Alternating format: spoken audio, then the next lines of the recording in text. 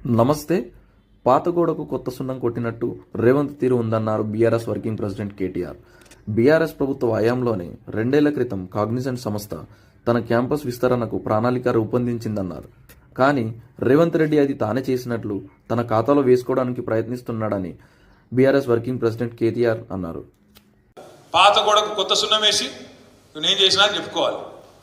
Cognizant అనే company, మీకు ఒక చిన్న ఉదాహరణ చెప్తాను. 2022లో ఒప్పందం చేసుకుంది మనతో. 2022లోనే కాగ్నిజెంట్ అనే కంపెనీ ఒప్పందం చేసుకున్నది. 15-16 వేల ఉద్యోగాలు మీ దగ్గర పెడతామని ఒప్పందం కూడా అయిపోయింది. మొత్తం కోకాపేటలో బిల్డింగ్ తీసుకున్నారు, మొత్తం సదాలు తీసుకున్నారు. రేవంత్ రెడ్డి ఏం చేయాలి మరి? ఇక అమెరికాకు పోయి 10-12 రోజులు ఊరేగినాక ఉత్తా చేతులతో వస్తే బాగుండదు కదా. 16,000 ఉద్యోగాలు తెచ్చిన.